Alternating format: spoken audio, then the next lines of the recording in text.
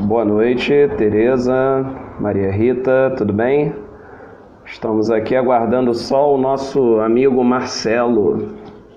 Muito obrigado pela presença de vocês. Segunda live do Pela Juilaria com o coletivo Filhos do Joana. Obrigado, Maria. Boa noite.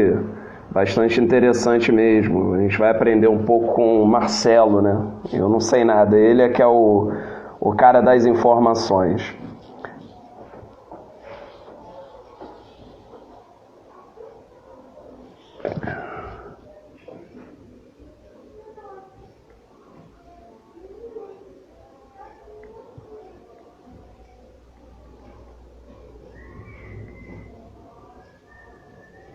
Boa noite, Mila. Boa noite, Otânia. Grande amigo Renato aí, grande parceiro do coletivo. Confiram lá a camisa do Andaraí Atlético Clube, tá muito bonita. Camisa centenária do Andaraí Atlético Clube.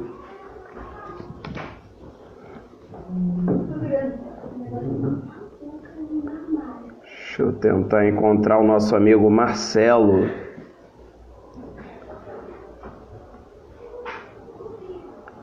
Marcelo ainda não apareceu, não sei se ele está tendo algum problema com a conexão, porque Instagram tem dessas coisas, né, gente?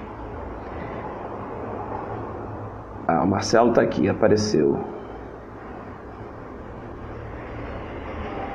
Pronto. Então estamos aguardando o Marcelo entrar aqui, já solicitou, chegou aqui. Então vamos lá. Grande amigo, tudo bem? Tudo bem, tá me ouvindo? Perfeitamente. Não está escutando, Carolina? Oi, alô? Não está escutando? Alguém eu mais além da escutando. Carolina? A Carolina colocou aqui que não está escutando. Mais alguém?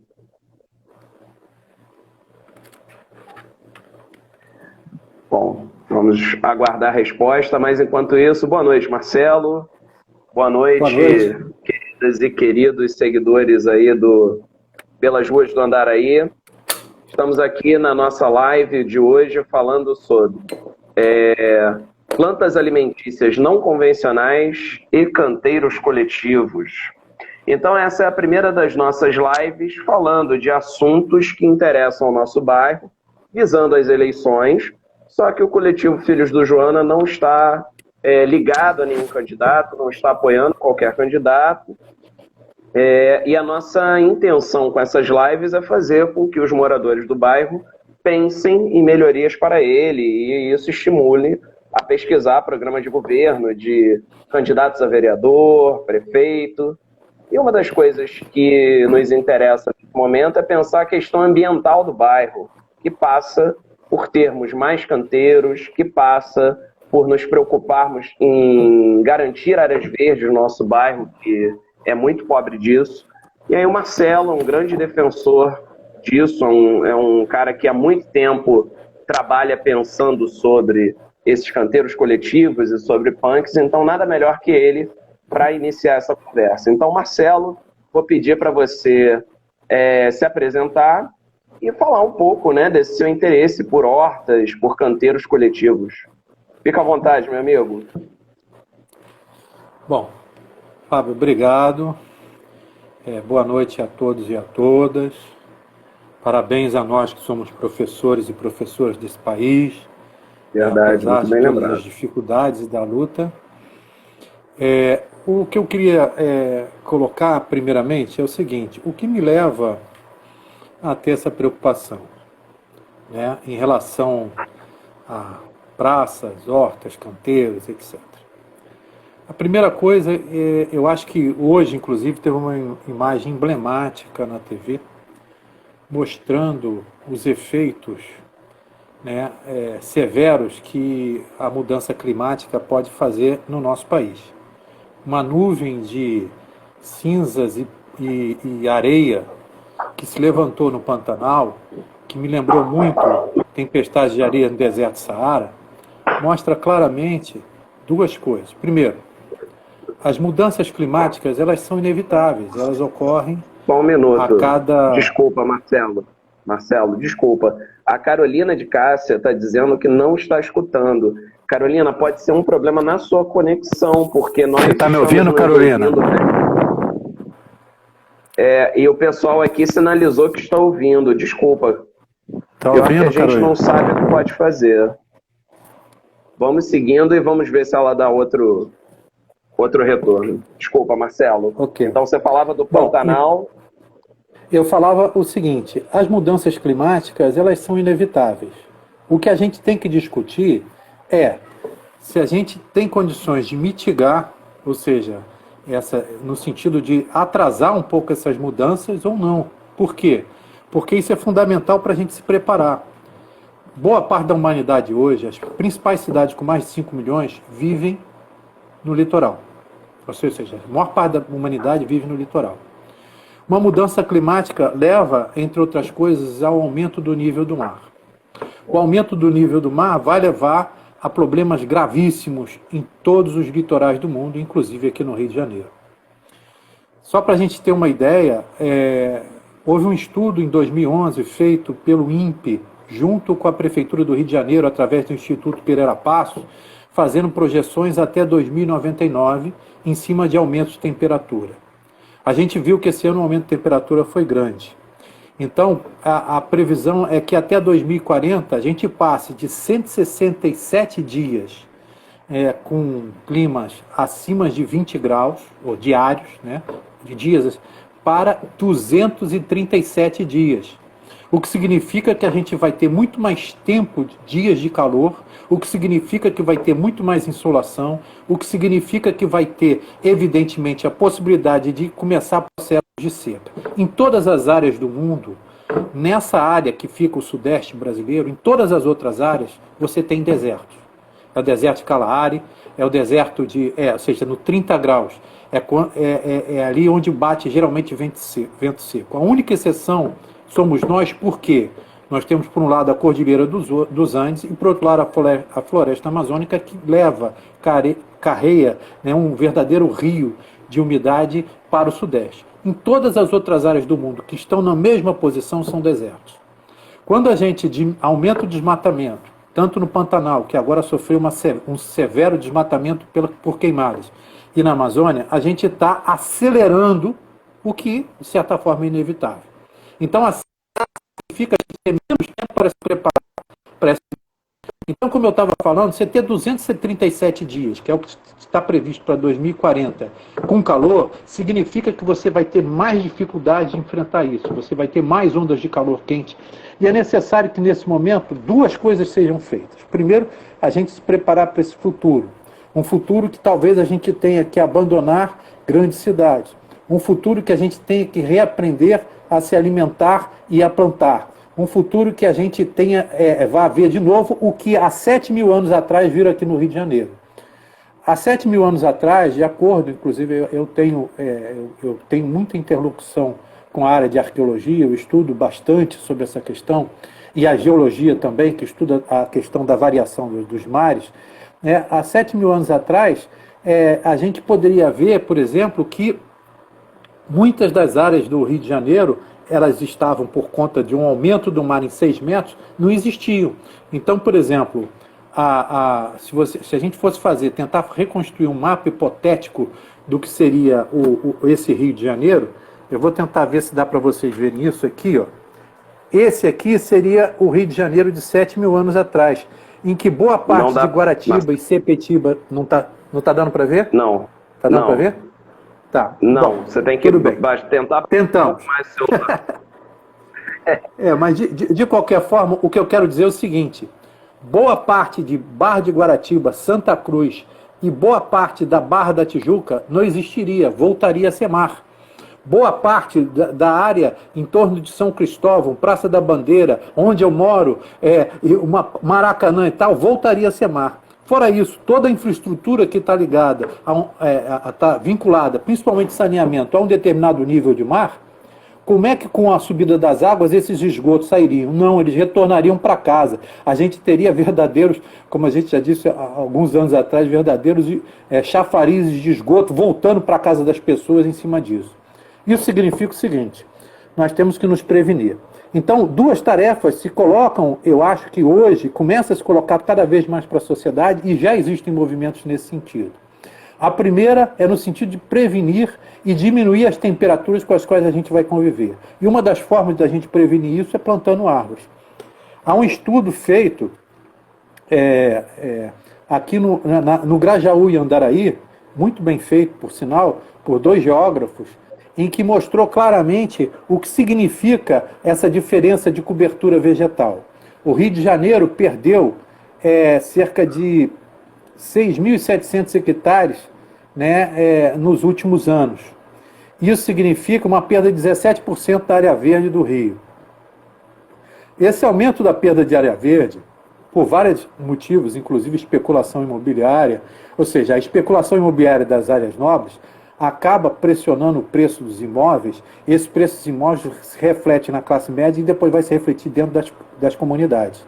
Então, quando você tem grandes especulações imobiliárias, como foram os movimentos que houveram em torno de 2016, das Olimpíadas e da Copa do Mundo em 2014, você provocou enormes elevações de preço dos imóveis, e isso refletiu em toda a cidade, levando que muita gente tentasse ir para outras áreas, já que elas estavam sendo expulsas de seus aluguéis, inclusive nas comunidades, e aí você avançasse sobre novas áreas de mata. Bom, o que isso quer dizer? Quanto mais a gente deflorestar, mais alto fica a temperatura. Então, voltando ao estudo que foi feito aqui no Grajaú e Andaraí, esse estudo foi feito pelos geógrafos Edson Soares e Ernesto Gomes, e ele mostrou o seguinte: eles pegaram, por exemplo, a medição de temperatura desde a reserva florestal do Grajaú até ali o shopping Guatemi. Fizeram várias medições ao longo do dia. Vamos dizer que o pior momento ao longo do dia é meio-dia. Então, em meio-dia, a diferença entre aqueles que moram no entorno do parque ali do Grajaú, né, ali, e aqueles que moram na Ernesto de Souza é de 3 graus. 3 graus por quê? Porque justamente a área mais quente do Andaraí é aquela em torno da Barão de Mesquita e Ernesto de Souza. Nós fizemos esse final de semana uma caminhada pelo Andaraí para conhecer um pouco o coletivo, né, conversando sobre histórias de programas que a gente vai fazer no futuro, quando acabar a pandemia, de visitas guiadas, etc. e tal. E uma das coisas que a gente observou é que a Barão de Mesquita, por conta dos sucessivos planos de alinhamentos, né, promovidos pela prefeitura, praticamente não tem árvore. A Ernesto de Souza, por conta das diminuições cada vez maior das suas calçadas, não tem árvores. Isso significa que você tem temperaturas mais elevadas ali nos horários piores. Isso significa que, com o aumento das temperaturas, e a cada ano você vai ter um aumento de um dia, a cada ano agora, daqui até 2040, pelo menos mais um dia, a cada ano vai passar um dia a mais de calor do que tinha anteriormente. Então isso significa que o calor vai aumentar, e se a gente não tiver programas que visem reflorestar, e no caso, no bairro nosso, vai ser complicado. Então, essa questão de reflorestar não é porque ele gosta de árvore. Não, primeiro que é um absurdo a gente ter se separado da natureza. A gente é natureza e, portanto, a gente tem que estar junto a ela. A segunda coisa é que a gente tem que reaprender. Nós somos gerações e gerações de pessoas que migraram de outros locais e de pessoas que moravam aqui, foram ou expulsas ou integradas a forças, e as florestas que aqui existiam foram dizimadas. Né? Pelo menos nos vales e tal, os manguezais, de toda essa área que a gente vive, a área do Maracanã, a parte do Andaraí, parte de Vila Isabel, pelo menos o seu início ali, eram áreas que tinham muitos manguezais e floresta em torno dos rios, Rio Joana, em torno do Rio Maracanã, seus afluentes, Rio Cachorro, Rio Jacó, etc. e tal. E o que acontece é que ao a gente fazer essa ocupação, primeiro, agrícola e depois urbana, em que a gente veda o solo, que a gente diminui com asfalto a possibilidade da água percolar e penetrar no solo, que a gente corta as árvores, que a gente aumenta o tamanho das ruas para os carros e tal, fazendo um movimento que, no final de contas, vai nos prejudicar. Por quê? Porque o aumento da insolação, não só provoca doenças, o aumento do calor e a criação de ilhas de calor, como é o caso daquela região em torno da Ernesto de Souza, que passa pelo começo da Ferreira Ponte, da Paula Brito e Barão de Mesquita, ela pode aumentar muito mais com o correr dos anos. Então, é necessário e urgente que a gente reivindique, né, um programa de reflorestamento. Junto com esse programa, tem duas outras questões. O programa de reflorestamento é também nas encostas. Por quê? Porque junto às comunidades e junto ao maciço da Tijuca, para poder você revigorar os rios. E, por outro lado, um programa para fazer uma arborização das ruas. Junto com isso, voltar a conquistar as calçadas. Fazer pequenos canteiros significa a gente reconquistar as calçadas, porque é mais importante a gente andar a pé de bicicleta do que de carro. Muito mais é transporte coletivo do que de carro. Por quê? Primeiro, andar é saudável. Segundo, a questão de você diminuir o espaço do carro significa você diminuir a poluição na cidade. O transporte individual ele deve ser desmerecido em detrimento ao transporte coletivo. E nós temos deficiências de transporte coletivo aqui no nosso bairro. Por exemplo, a gente não consegue ir daqui para Vila Isabel. Então, essas questões mostraram, levam a gente a ter esse convencimento da necessidade de se ter áreas arborizadas, de se ter praças, de se ter canteiros e, ao mesmo tempo, de começar a reaprender a produzir alimentos. Já que eu falei que vai ser inevitável, né, um deslocamento das grandes cidades ao redor do mundo, principalmente aquelas que estão próximas ao mar, por conta da elevação. Há projeções em relação à elevação entre 50 centímetros, 1 metro, 1,5 metro. Cada uma dessas significa uma perda para a cidade de enormes áreas. Né? Então, assim, o Rio de Janeiro, inclusive, já nesse estudo que foi feito pelo IPP, mostra que ele é um dos mais impactados, podendo perder, se chegar a 1,5 metro elevação dos oceanos, a perder cerca de 10% da sua área atual. E 10% da sua área atual significa toda a Barra da Tijuca, toda a Zona Sul, boa parte do centro, boa parte de São Cristóvão, ou seja, todas aquelas áreas menos elevadas, boa parte de Sepeti, boa parte de Guaratiba, onde fica a maior parte da população do Rio de Janeiro. Então, é óbvio que isso não é para se dizer assim. A gente tem que entender isso como um processo, não vai ser agora, mas é um processo que já está rolando. Retardar esse processo significa a gente retardar o desmatamento da Amazônia, a gente retardar o que aconteceu no Pantanal, né? Reflorestar, no caso do Rio de Janeiro, o que está as áreas aqui, e ao mesmo tempo reaprender a se alimentar. Porque cada vez mais o custo do alimento mais distante fica mais caro. Então é necessário que a gente aprenda a se alimentar. E aí vem a questão das ideias das hortas comunitárias. Porque as hortas comunitárias, elas representam um papel de inclusão social e produtiva. Ou seja, hoje, a agricultura chamada urbana e periurbana, ela vem tomando força, inclusive no nosso município, em outros estados e em outros países. Ou seja, você entender da necessidade da interação das pessoas com a natureza e com práticas que não só trazem benefícios físicos e mentais, além de alimentares. A gente está cada vez comendo mais veneno. Ou seja, o governo federal, nos últimos 2 anos, liberou mais de 400 agrotóxicos. Isso significa que a gente está comendo comida ruim, não saudável e de longe. Quando, na verdade, a gente pode comer comida boa, ecologicamente correta e sem agrotóxicos no nosso quintal ou na nossa rua. Essas questões são fundamentais, são parâmetros fundamentais para a gente entender que a horta é uma horta comunitária. Ela é um local que pode ser de convivência, ou seja, em pequenos terrenos, né? É um projeto que trabalha no sentido de cooperação, trabalha no sentido de articulação de moradores, trabalha no sentido da convivência dos moradores, trabalha no sentido de voltar a ter uma coisa muito mais ampla do que a gente está tendo hoje. Entre os benefícios, a conscientização, a capacitação dos moradores, incentivar a produção de alimentos sem agrotóxicos, ter uma alimentação saudável, ter um aproveitamento integral das coisas da sua própria comunidade. É um bem-estar coletivo, você pode articular com ações sociais e educacionais. A questão de como fazer uma horta comunitária... Fala, desculpe. Perdão te interromper. Só para situar um pouco o pessoal que está chegando agora, o Marcelo ele introduziu, né, a fala dele, trazendo dados que não estão ligados necessariamente ao nosso bairro, diretamente ao nosso bairro, mas que vamos sentir o efeito exatamente porque a gente perde essa noção de que somos parte integrante da natureza e que uma hora ou outra tudo que acontece, tudo que fazemos a ela nos atinge de determinadas formas. E aí o que acontece?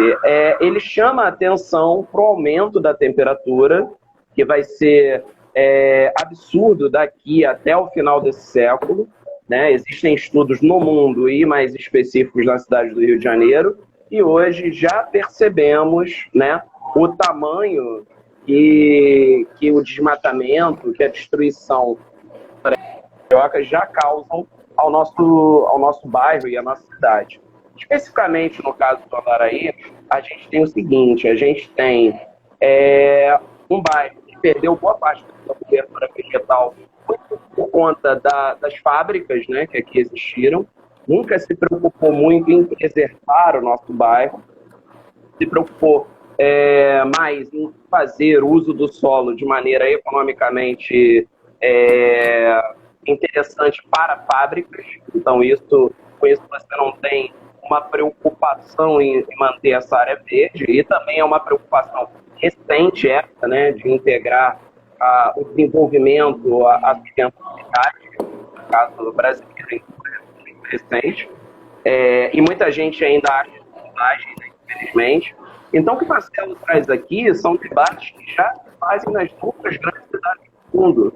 A gente precisa repensar o uso do carro, a gente precisa repensar o tamanho das calçadas, dar prioridade para bicicletas, dar prioridade ao transporte público, porque não é sustentável. As gerações que aí estão, né, vão sentir isso na pele, a falta d'água. A gente fala aqui no Rio de Janeiro do aumento do calor e do aumento das grandes chuvas de verão. Se você pegar documentos dentro da Biblioteca Nacional do século XIX, do século XX, você vai ver que a questão das enchentes nessa região do Maciço da Tijuca sempre causaram problemas. E recentemente, né, o Marcelo, a gente até conversava essa semana, né, aqui no Andaraí, quem mora aqui desde os anos 80 deve lembrar das enchentes de 88, né, que destruíram toda a Rua Dona Amélia, parte da Paula Brito, o Rio Maracanã, o Andaraí transbordando, Joana. Isso é uma realidade que vai ser cada vez mais constante. E aí o Marcelo traz essa opção da gente se preocupar com essa cobertura, essa área verde do nosso bairro, através desses canteiros coletivos. Vai lá, Marcelo. Bom, é interessante a gente pensar o seguinte. Primeiro, a conclusão daquele estudo que eu tinha falado aqui, feito pelos dois geógrafos, Edson e Ernesto, ele coloca claramente o seguinte: o Grajaú, por ter sido um bairro arborizado, formulado para atender uma classe nobre, um bairro residencial muito arborizado, enquanto o Andaraí era um bairro operário, onde as benfeitorias urbanas, os melhoramentos urbanísticos eram deixados de lado. Então, o investimento do poder público também faz valorização de áreas e deterioração de áreas. E é necessário, inclusive, que a gente, ao colocar essa discussão da necessidade, não só de plantar árvores, né, de aumentar calçadas e produzir canteiros, tem a ver não só com investimentos públicos para o nosso bairro, e também, evidentemente, assim como o nosso bairro, outros locais da cidade em que esse índice de verde por habitante, ou seja, de áreas verdes por habitante, é diminuto, como é o caso em relação à área do Complexo do Alemão, aquela área ao redor de boa parte da Avenida Brasil, etc. e tal. Mas também é necessário que a gente tenha investimentos para capacitar as pessoas a voltarem a fazer justamente a implantação de hortas produtivas com inclusão social, né? E além das hortas, é interessante também a gente pensar o seguinte: essas hortas podem servir para a diminuição da pobreza. Por exemplo, você tem aqui o Morro do Andaraí, o Morro do Cruz, você tem outras comunidades. Você implantar hortas em alguns locais desses é fundamental para alimentar as famílias mais pobres. Pensando, inclusive, na questão da pandemia hoje, ou seja, a pandemia levou a um aumento de desemprego bastante grande no nosso país e no nosso município e no nosso estado. a gente vê que a questão de investir em hortas também é importante no sentido de produção de alimentos, ou seja, você vai ter mais alimentos disponíveis para fazer isso. E a questão dos canteiros, que é diferente de hortas, que são coisas mais relacionadas a cada morador, até pensando de uma questão que existia no Grajaú, e que existe no Grajaú, o Grajaú tem mais de 400 canteiros. A gente tem alguns canteiros aqui no Andaraí. A gente passou, por exemplo, pela rua Barão de Itaipu e localizou alguns canteiros, né, nas ruas laterais e tal. E esses canteiros, em vez de botar uma árvore inócua, a gente pode, por exemplo, plantar punks ou então algumas árvores frutíferas. Isso muda completamente a relação que os moradores vão ter com o seu entorno. Além do que, por exemplo, nas escolas a gente pode implantar as hortas pedagógicas. Ah, mas Marcelo, mas já existe hortas pedagógicas em alguns locais. Sério. O município tem 1.160 escolas, se eu não me engano, e creches, e só tem cerca de 6 ou 7 escolas com hortas. Se todas as escolas, ou todas as escolas que forem possíveis tiverem hortas, você pode trabalhar com educação ambiental, com hortas pedagógicas, com relação das crianças com a natureza, com a relação das famílias com a produção de horta, botar isso, ter um acesso a alimentos, né, que não tenham agrotóxicos, direto ali, ou seja, a criança está aprendendo, ela está fazendo atividades que têm a ver com o seu dia a dia de educação ambiental, ao mesmo tempo ela está produzindo, junto com os professores, junto com o corpo da escola, né, condições de, por exemplo, você colher uma vagem, de você colher um cheiro verde, de você colher uma salsa, uma cebolinha, que vão incrementar a produção, a qualidade da própria escola. E a gente está vendo ela crescer, então está aprendendo essa relação de respeito. Isso é muito importante. E o paisagismo que a gente tem que introduzir na cidade não é o paisagismo da beleza só, é o paisagismo que pode ser belo, mas pode ser produtivo, ou seja, você botar espécies, plantas olerícolas, plantas com frutíferas ao longo dos bairros, e inclusive fazer uma forma de que, por exemplo, você possa ter a colheita. Isso, a forma de organizar tem que ser discutida em cada bairro com a população.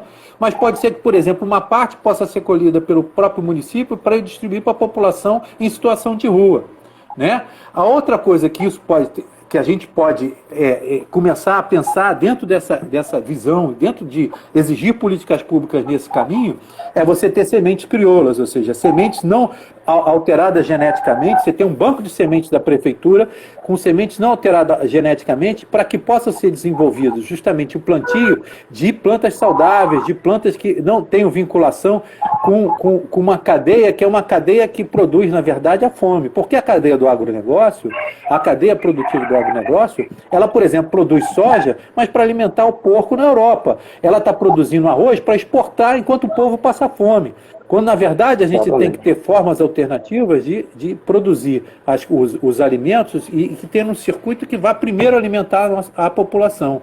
Então, a questão da agricultura urbana hoje tem sido muito discutida, tem inclusive vários movimentos aqui na cidade do Rio de Janeiro voltado a isso. A própria prefeitura, já há algum tempo, por pressão da sociedade, tem um programa chamado Hortas Cariocas. Só que esse programa, inclusive, produziu 70 toneladas de alimentos em 2019.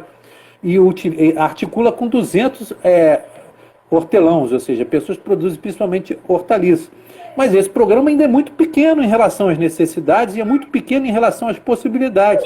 Ou seja, essa parceria que tem 42, não só em todas as regiões administrativas, mas em todos os bairros. Discutir com todos os moradores essa participação. Além desses programas, né, e inclusive a discussão sobre, ou seja, hoje, por exemplo, não só defender animais, mas defender os vegetais. Esse, inclusive, não tem nem voz, né, para poder, ou seja, se a gente vê um monte de corte de árvores, a gente vê um monte de derrubada de árvores aí, a troco de nada, e na verdade a gente está aumentando as ilhas de calor ao redor da nossa cidade e do nosso bairro. Então é importante que a gente tenha iniciativas cada vez maiores no sentido de se preocupar com a recuperação florestal, de se preocupar com a produção de mais hortas comunitárias, de preocupar com a produção de mais hortas pedagógicas dentro das escolas, de todas as escolas que forem possível e das creches. Porque com isso a gente vai ter vários benefícios, né? O da restauração, porque os ambientes naturais que eram degradados vão ser recolocados. a questão da sombra, o sombreamento dos bairros, a diminuição das temperaturas. Quando você fica num calor estúpido, quando você vai para debaixo de uma árvore, você tem 3 ou 4 graus de diminuição da sensação térmica. Isso é muito importante. A questão de ter árvores produtivas para que as pessoas possam se alimentar e se utilizar daquelas árvores para isso. Ou seja, principalmente para a população de rua que está com fome e para a população mais pobre. A questão dos canteiros, os canteiros também podem ser canteiros medicinais. Isso também é importante. A gente perdeu essa vinculação que os nossos pais e nossos avós tinham com a cura através de plantas, chás, etc. e tal. É óbvio que isso tem que ser bem orientado, é óbvio que nem todo mundo, nem tudo é a mesma coisa. A gente vem de uma tradição que boa parte da população era atendida por pessoas que faziam ervas e chás e que resolviam uma boa parcela dos problemas. É óbvio que isso não quer dizer que então você não quer que as pessoas se consultem? Não, nada disso. Mas você tem uma medicina, toda uma área da farmacologia ligada a plantas medicinais e que a gente tem que recuperar esse saber, que é um saber do nosso povo. É um saber que o povo tem já há muito tempo e vai se perdendo na medida que a sociedade se urbaniza, na medida que a gente se distancia da natureza para produzir uma segunda natureza, porque a cidade é uma segunda natureza, a gente começa a perder esses vínculos e às vezes é muito mais barato. Eu conheci pessoas, como a Dona Bela, lá no Distrito de Fumaça, em Resende, que ela tinha, até aos 80 anos, ela nunca tinha ido ao médico. Por quê? Ela tinha uma horta na casa dela, uma horta pequena, menor do que esse quarto aqui, muito menor do que esse quarto aqui, e quando ela tinha algum pequeno problema, ela ia lá, fazia um chá, fazia uma infusão e resolvia o problema, porque ela sabia, é um saber popular. E um saber popular que pode, por exemplo, estar integrado com as unidades de saúde, ou seja, com orientação, e inclusive já tem experiências dessas de algumas unidades de saúde que têm hortas também, e com orientação, hortas terapêuticas e hortas com plantas medicinais. E então, com isso você faz uma articulação de diversos setores em questões que são fundamentais para a saúde do povo. Às vezes, por exemplo, quando eu tenho problemas de começar a iniciar pequenos cristais nos rins, eu de manhã logo já tomo um abacaxi em 3 dias, 4 dias, um abacaxi saudável, você consegue eliminar isso. E isso já era conhecido desde o tempo do Anchieta. Quando eles descobriram o abacaxi brasileiro, o ananás, né, e os índios já sabiam disso, os povos indígenas já sabiam disso e já mostravam esse caminho. Ó, isso aqui serve para isso aqui serve para aquele outro. Tem vários outras plantas que servem para uma série de coisas do ponto de vista medicinal, barbatimão, batata de purga, cacau, calção de velha, cambará, capeba, copaíba, etc e tal. E a gente vai vendo uma riqueza, inclusive das plantas que vieram de fora e se adaptaram ao país, plantas que vieram dos povos africanos, plantas que vieram da Europa. Então você cria, olha só, a quantidade de abertura de coisas que a gente tem. Recuperar conhecimento ancestral, se articular com a natureza, diminuir e mitigar o problema de segurança alimentar, reflorestar os locais, colocar plantas frutíferas ao alcance da população, melhorar a situação das populações de rua com essas questões, diminuir o desconforto térmico, diminuir as ilhas de calor. Então, essas questões não são questões desvincular e, ao mesmo tempo, aumentar as calçadas, diminuir a circulação de carros, aumentar a valorização dos transportes coletivos, aumentar a sua integração como forma de você poder circular na cidade. E mais do que isso, quanto mais empregos a gente tiver próximo do nosso local de moradia, menos deslocamentos a gente faz. Quanto mais comida e acesso à comida a gente tiver próximo do nosso local de moradia, menor é o nosso custo. Então isso é importante em todos os sentidos. Reaprender é fundamental. Reaprender essa articulação com o que está, né, ao nosso alcance. Porque está no nosso alcance. É difícil? Não é difícil. É ter vontade de fazer isso. Aí você pode perguntar para mim, pô, Marcelo, então quer dizer que você já planta isso há muito tempo? Não. Eu, inclusive, já plantei algumas árvores. Já ajudei a fazer há muitos anos atrás, mas eu já ajudei também a fazer algumas hortas. Por exemplo, a gente teve um movimento dentro do coletivo Comitê das Estatais e a gente implantou uma horta no Instituto Nacional de Tecnologia 3 anos atrás. Fomos também numa escola e junto com a articulação com a Emater e conversamos com as crianças para implantar uma pequena horta lá a partir de PET, né, em tecnologias.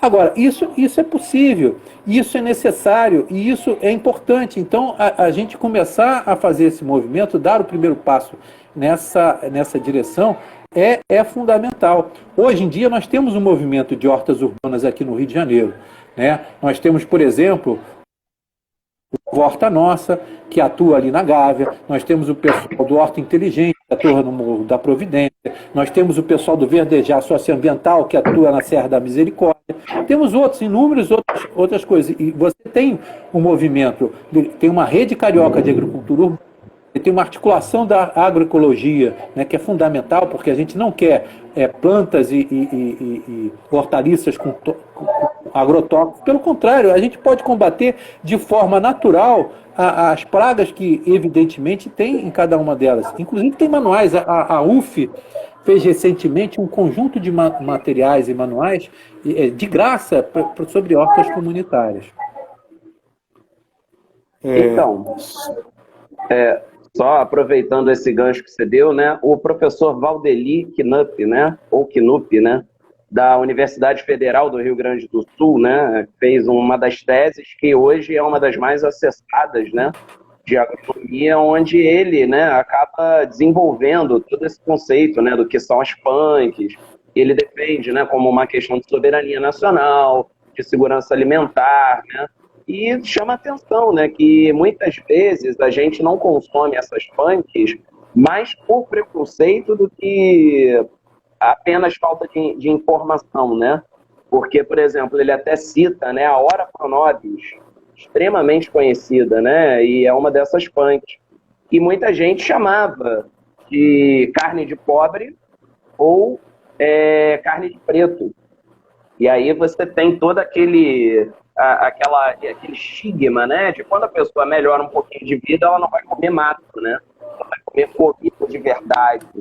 Então, muitas punks aí que eram muito conhecidas, né? Vou te contar uma experiência familiar. Né? Teve 6 filhos, né? Só com uma conta do armazém não sustentava, né? Então, existia uma horta familiar e tal, e ajudava por um pouco da alimentação da família. E assim, o meu pai, essas punks, e nem sabia, né? Não tinha um nome de punk, né?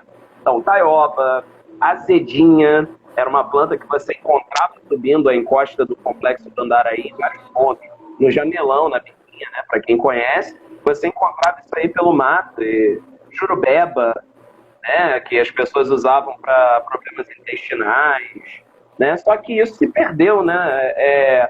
Existiam senhoras, né, que faziam remédios a partir dessas plantas, e foram morrendo, né, e esse conhecimento não foi para frente, né?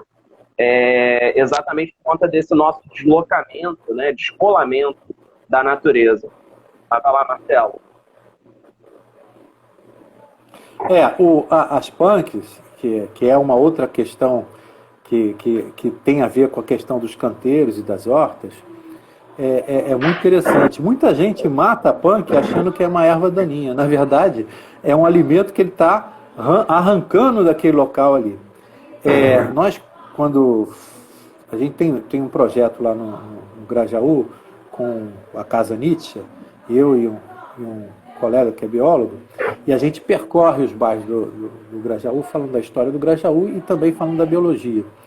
E aí a gente viu em vários canteiros punks, né, chamadas plantas comestíveis, alimentícias comestíveis não convencionais, termo que foi grifado pelo Valdeli Knupp, né, e que surgem, muitas delas surgem espontaneamente, ou seja, são plantas que às vezes você nem precisa, você está lá, se encontra ela no meio do caminho. É uma planta resistente e geralmente muitas dessas plantas elas estão no seu próprio bioma, então tem muito mais facilidade de resistir. É o caso aí você tem várias, né? Dentilhão, tanchagem, beldroega, taioba, lírio do brejo, etc. Eu tenho aqui, inclusive, em casa, a gente tem, porque a gente está querendo fazer horta aqui, ó. Esse livro aqui, ó, olha a grossura do livro, olha a quantidade não só de plantas, mas de flores, que são comestíveis. Dá para você fazer bolo, dá para você fazer uma série de coisas. Esse livro, por exemplo, tem várias receitas. Né? Às vezes, de vez em quando, a gente consegue pegar uma e com isso a gente vai fazendo uma receita com determinadas plantas. E folhas, a gente às vezes joga fora a folha, e a folha é o mais interessante, mais nutritivo de um determinado... de uma determinada planta, a gente só pega uma parte dela, etc. e tal. E aí, com isso, a gente vai desperdiçando alimento. E desperdiçar alimento nesse momento é realmente muito ruim. Então, as punks, elas dão condições, o caso da bertalha, por exemplo, né? A jacatupé, outras plantas, ou seja, tem muitas, a serralha, o hibisco, é uma série um conjunto de plantas que dão mais sabor, às vezes são de uma riqueza muito grande, nutritiva, e substitui algumas coisas que estão mais caras. E a gente trabalhar com essas plantas, desses canteiros que eu estou propondo, né? Ou seja, os canteiros que já existem ou que possam ser feitos pela prefeitura, em que a gente possa discutir nas ruas, os moradores possam se articular para fazer isso, fora a questão das hortas, porque são duas coisas diferentes. O canteiro ele tem um tamanho menor, ele serve para produzir algumas punks, ele serve para produzir algumas coisas. Por exemplo, a gente encontrou em alguns canteiros lá do Grajaú maracujá, mamão. Então, assim, é perfeitamente possível, num espaço muito pequeno, você conseguir produzir algumas coisas. Né? Evidentemente que, no caso dos canteiros, eu defendo que a gente trabalhe mais com as punks, e no caso das hortas, a gente trabalha com as hortaliças em geral e tal, e, além disso, as árvores frutíferas. Em vez de você botar uma árvore estrangeira, por exemplo, a gente passou por uma rua no Andaraí, que tinha árvore que veio da Austrália. Né? E na verdade, a gente tem um monte delas que a gente podia estar usando da própria Mata Atlântica, muitas delas frutíferas. Então, por exemplo, plantar uma goiabeira, a goiaba é uma planta medicinal e uma planta comestível. E a goiabeira se dá muito bem. Eu tenho aqui perto de casa algumas goiabeiras na rua. A mangueira serve para, apesar de não ser uma planta brasileira, ela já está domesticada aqui no Brasil aclimatada desde a época do Império. Do início, aliás, da época do Brasil Reino, porque foi com Dom João VI que ela veio para cá. Então, evidentemente, não é uma planta comestível. Né? Então, ela não só alimenta os pássaros, mas também nos alimenta.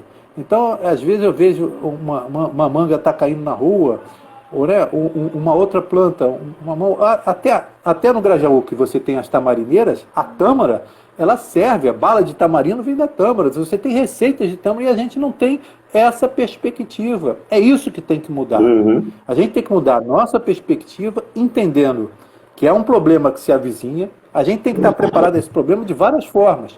Primeiro, diminuindo as ilhas de calor plantando árvores. Segundo, aumentando a produção de alimentos mais próximos de casa. Terceiro, diminuindo grandes circulações e fazendo com que a gente gere o mercado. Mercados, inclusive, com essas plantas e outras coisas, dentro do próprio bairro, para circular menos. Porque se a gente gera emprego no próprio bairro, a gente não precisa se deslocar para outros. O que acontece no Rio? Um grande fluxo. Você precisa de grandes avenidas porque você tem grande fluxo. Porque o emprego está concentrado, principalmente no centro da cidade, onde você tem mais de 1 milhão de empregos, e vem gente de tudo quanto é lugar se amontoando fazendo isso. E a gente vê, por exemplo, na pandemia, o quanto isso é trágico e dramático, né? E você ter os transportes ruins, nos transportes, né? Mesmo assim, então a gente tem que priorizar o transporte coletivo em vez de fazer gastos com o transporte particular, priorizar a bicicleta, priorizar o transporte, o a pé, mas para isso, bicicleta e a pé significa você ter empregos próximos da sua casa, significa você ter condições de articular a valorização do seu bairro, né? Então, essas questões estão todas elas interligadas para uma cidade melhor, uma cidade mais saudável, uma cidade mais sustentável. Um bairro como o nosso mais sustentável passa por a gente começar a pensar seriamente nessas questões. É isso aí que eu acho que a gente tem que refletir. E as eleições estão aí para a gente cobrar dos candidatos essas questões e essas posturas. A gente quer uma cidade saudável, a gente quer uma cidade sustentável, a gente está vendo problemas que vão se avizinhando e que a gente precisa ter soluções. E algumas dessas soluções foram essas que a gente colocou aqui. E é muito interessante, né? Porque muita gente argumenta assim, não, porque a árvore destrói a calçada e tal, porque se planta a árvore errada, né?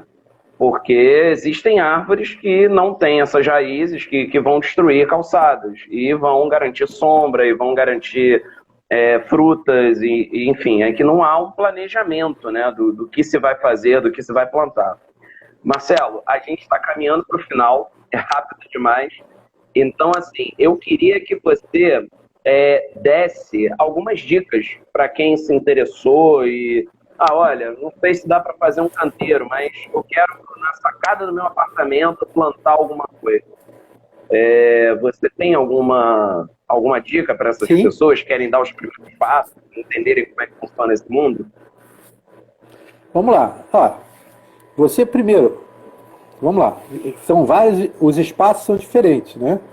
Então, por exemplo, a gente começou a live aqui discutindo não só a questão das mudanças climáticas, mas a questão que, por exemplo, no caso do nosso bairro, do Andaraí, as duas praças que foram projetadas, a primeira que foi projetada quando fizeram a canalização do Joana, na década de 40, aí então a Rua Maxwell ia até a Uberaba. E ali, onde tem hoje um posto de gasolina, ia ser uma praça. Você viu a praça ali? Não, nem eu. A mesma coisa, quando a gente constituiu a Maraí na década de 80, a gente lutou, mobilizou o bairro, botou mais de 10 mil assinaturas, conseguiu a desapropriação de um terreno pela prefeitura, mas a prefeitura entrou em crise financeira, essa desapropriação queria fazer uma troca, ela não conseguiu fazer e nós perdemos a praça de novo. Então, assim, locais hoje que a gente tem no Andaraí, né, arborizados, são muito poucos. A única praça que a gente tem é aquela ali vinculada ao conjunto Tijolinho. Aquela é uma praça pública, mas pouca gente conhece.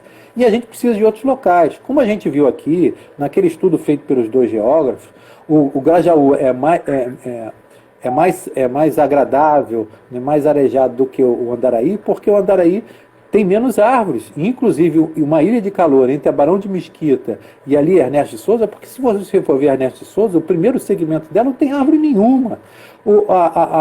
Os planos de alinhamento, né, da rua Conde Bonfim foram matando as árvores que tinham no seu entorno. Quanto mais a Conde Bonfim aumenta para dar lugar para carros, mais a gente é atingido com a diminuição de calçadas, e a maior parte da população anda a pé ou anda em coletivo, ela não anda em carro.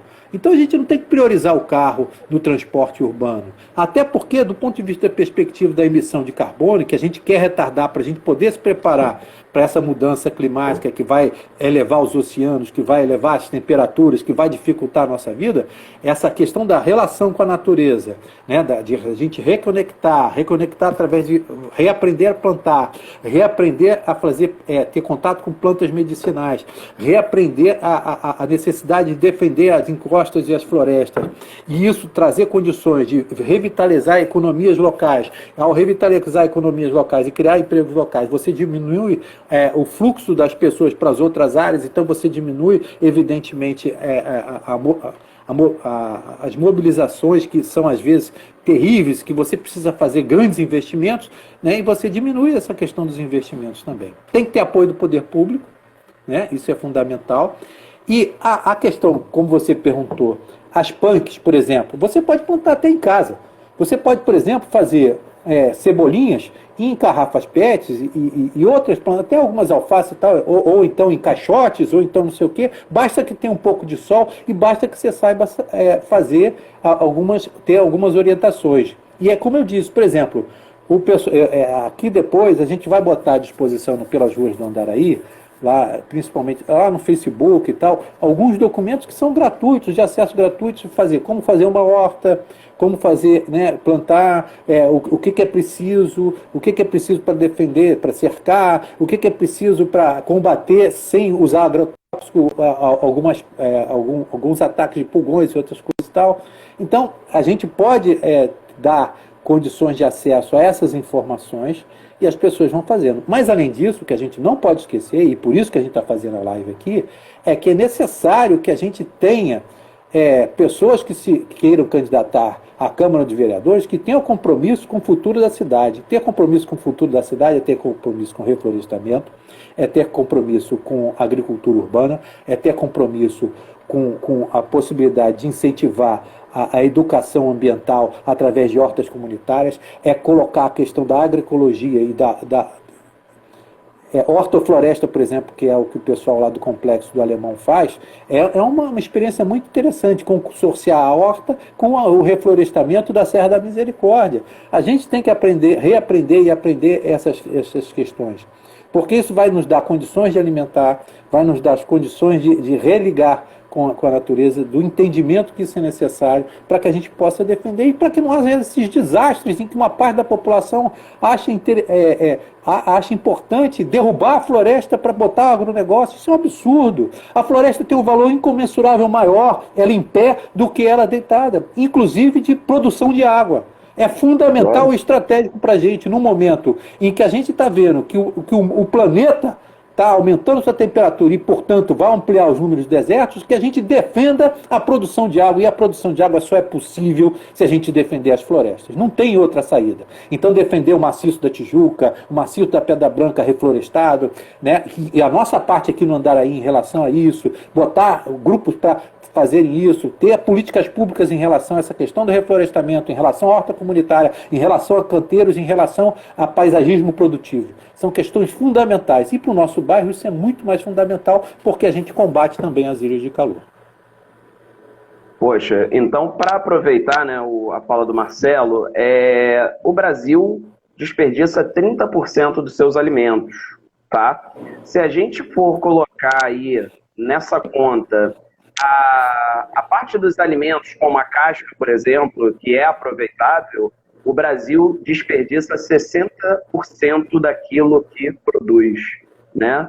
Então, assim, as punks, elas também falam não só dessas plantas alimentícias, mas também de partes que a gente não aproveita das plantas. Então, é necessário que a gente pense sobre isso. De nossa parte, né, como disse o amigo Marcelo, a gente vai deixar aqui e no Facebook, né, PDFs, documentos, tudo que tiver ao nosso alcance, gratuito, para que mais pessoas se engajem nisso. Uma boa entrada no site da Embrapa, onde você encontra quais são as punks, né, para você sair comendo ou plantando qualquer coisa, né, para não correr o risco de intoxicação. Um bom começo é você visitar o site da Embrapa, que lá eles têm fotos, explicam como é que elas são, com formas de tipo também. Disso tudo que a gente falou é o seguinte, né? Pensando aqui no nosso quadrado, a gente sabe que isso expande, né? Isso é muito maior do que o nosso quadrado. O Andaraí é um local, né, de enorme risco de encostas desabando, né? Nas últimas chuvas ouvimos aí as sirenes tocando direto. Então, todo esse maciço da Tijuca é muito propício a que haja desabamento de encostas.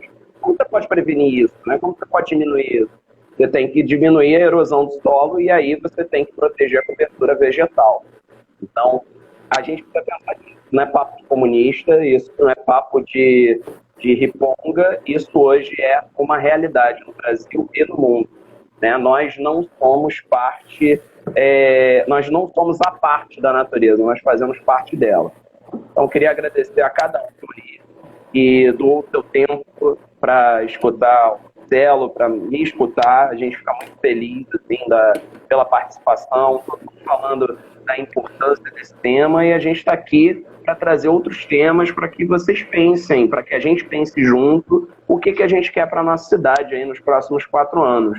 Então, leiam as propostas de governo, vejam se algum candidato tem essa proposta, porque ela não é mais uma proposta de militante ambiental, né? Ela é uma proposta de quem quer se manter vivo. E a gente sabe, né, o capitalismo hoje já se preocupa com a questão da natureza, porque ele sabe que é importantíssimo para que ele se perpetue, que a gente não seja destruído. Então, Marcelo, muito obrigado. Muito obrigado a todas e todos. A gente vai encerrando por aqui. Vai ficar gravado no GTV, para quem quiser assistir, compartilhar, fique à vontade. E a resposta, né, do nosso story, né? Qual era aquela punk que estava nos nossos stories hoje? Aquela ali é peixinho da horta. Se você pegar aquela planta, fritar, ela parece sardinha. Você conhece, Marcelo? Já comeu? Conheço, não, a gente compra aqui em casa, eu adoro peixinho, porque aqui tem as feiras orgânicas, que aliás, que é outra questão que a gente até esqueceu de abordar, mas é fundamental, ou seja, não basta só produzir produtos orgânicos e sem agrotóxicos, mas também ter que circular e fazer o comércio. Então, na feira orgânica que tem aqui perto de casa, a gente compra peixinho, é muito bom, que a gente faz frito aqui, e aqui é consumido rapidinho, porque é uma delícia. E desce bem com uma cerveja, né? É isso aí. Valeu, pessoal. Obrigado aí. Obrigado pelo convite, Fábio. E estamos aí. Vamos disponibilizar o material que a gente conseguiu levantar aqui para todos, inclusive o relatório com a perspectiva até 2099, né, com os impactos ambientais das mudanças climáticas feitos pela Prefeitura do Rio, pelo IPP e pelo INPE. Além das dicas e das cartilhas de horta comunitária feitas pela UF, que estão à disposição das pessoas e que a gente, né, também pode colocar à disposição, porque isso é importante para ampliar esse movimento. Com certeza. Obrigado aí mais uma vez pela presença de todas e todos. Um forte abraço. Valeu, galera.